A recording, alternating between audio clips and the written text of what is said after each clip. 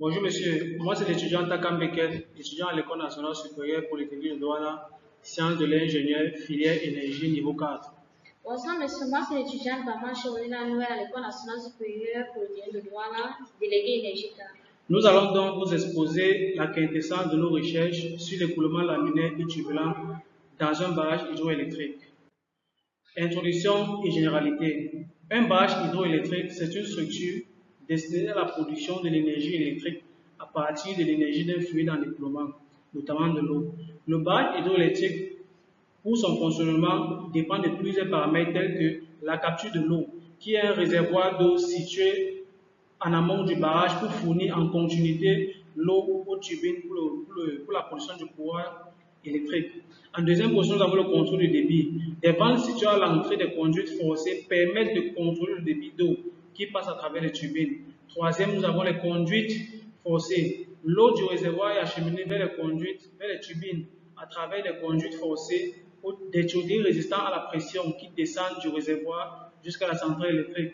En cas, nous avons la turbine. Ce sont des machines rotatives qui reçoivent l'énergie cinétique de l'eau, des chutes, des conduites forcées et convertissent cette énergie cinétique en énergie mécanique. Les générateurs sont des dispositifs qui reçoivent l'énergie mécanique donnée par les turbines et les convertissent en énergie électrique. Alors, sixième position, nous avons le réseau de distribution. Ici, il concerne la transformation, l'élévation tout d'abord de la tension et l'acheminement de cette production vers la consommation. Ici, vous avez une brève image d'un barrage hydroélectrique. Sans plus tarder, nous passons au écoulement dans un barrage hydroélectrique. Nous avons un écoulement laminaire, définition. L'écoulement laminaire se produit lorsque les couches de fluide glissent les unes sur les autres de manière ordonnée, sans mélanger les différentes couches. Ce type d'écoulement se produit généralement à faible vitesse ce qui a des conditions de faible vélocité. L'écoulement laminaire est un état où des particules de fluide se déplacent en couches lisses et parallèles. Ce mouvement ordonné permet une excellente homogénéisation et une réduction de perte de charge en écoulement laminaire. La vitesse du fluide reste relativement constante et chaque couche de fluide maintient sa trajectoire sans se mélanger aux couches adjacentes. Comme caractéristique, nous pouvons avoir les lignes de courant sont parallèles, la viscosité du fluide joue un rôle important. Le nombre de roulants est faible, généralement inférieur à 2000. 2. Nous avons un écoulement turbulent. Comme définition, l'écoulement turbulent est caractérisé par des mouvements chaotiques et irréguliers. Les particules d'eau se déplacent de manière aléatoire, ce qui entraîne un mélange efficace des couches de fluide. L'écoulement turbulent se produit lorsque l'écoulement d'un fluide est perturbé, souvent causé par des restrictions telles que des vannes des adaptateurs combinés à des vitesses élevées de fluide. Ce phénomène est connu sous le nom d'effet turbulent, conduit à des profils d'écoulement chaotiques et non linéaire. Comme caractéristique, nous avons les lignes de courant sont désordonnées et encroisées. Le nombre de roulants est élevé, généralement supérieur à 4000. Une grande quantité d'énergie cinétique est présente, ce qui entraîne des pertes de charge plus importantes et abondantes.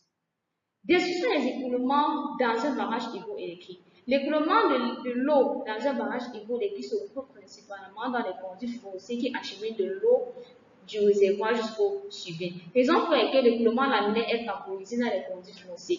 Nous avons le diamètre important. Les conduits forcés ont généralement un diamètre important, ce qui permet à l'eau de s'écouler en conduite parallèle ou en couche parallèle. Les vitesses contrôlées. Le débit d'eau dans les conduites forcées est généralement régulé par des bancs, ce qui permet de maintenir les vitesses d'écoulement relativement basses. Nous avons une absence de changement brusque de direction. Les conduites forcées sont conçues pour avoir une crasse rectangulaire ou des courbes douces, ce qui minimise les turbulences. Cependant, il est important de noter que l'écoulement laminaire n'est pas toujours dans les conduites forcées. Nous avons les vitesses élevées. Si le débit est élevé, la vitesse d'écoulement dépasse la vitesse, ce qui provoque des turbulences. La présence de rugosité à l'intérieur de la conduite.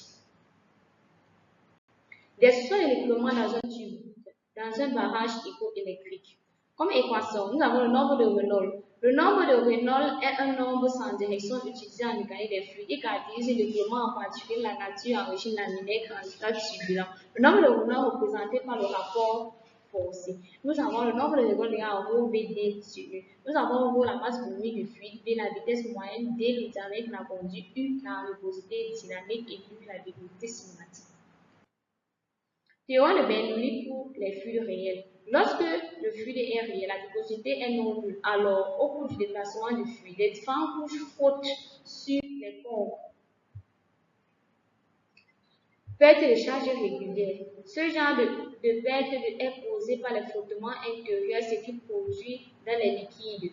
Ce qui se produit dans les liquides, il se rencontre dans les tuyaux lisses, aussi bien dans les tuyaux rugueux, entre deux points séparés par les longueurs L et dans la conduite de diamètre D. Nous avons les pertes écrites linéaires égales à lambda LV carré D sur DD. Lambda égale le coefficient de perte de charge, L la longueur de la conduite, V la vitesse moyenne, et G la pesanteur. Perte de charge singulaire. Ce sont les pertes de charge essentiellement dues aux accidents de canalisation, les couches de l'alignement, le rétrécissement, les vannes, c'est-à-dire les modifications lors d'un trajet rectiligne.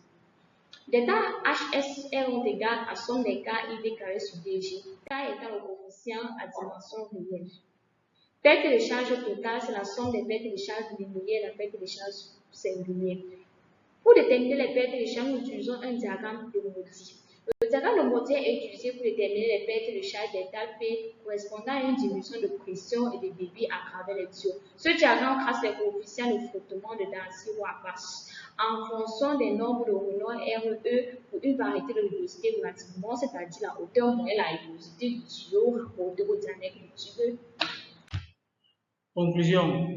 L'écoulement est un facteur important pour l'efficacité énergétique dans un barrage hydroélectrique, car il minimise les pertes de charge et maximise les transferts d'énergie hydraulique vers la turbine. Cependant, il est important de garantir que la vitesse du fluide reste dans une plage optimale pour éviter les risques de cavitation et de perte de performance.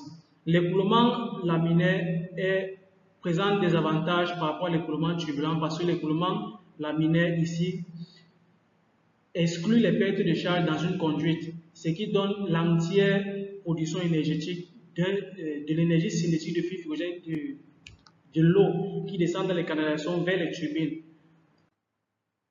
Donc voilà ici le barrage de Nachtigal, brièvement montré en photo pour illustrer la quintessence de nos travaux sur les écoulements. Là, nous avons le réservoir d'eau qui retient de l'eau dans un barrage.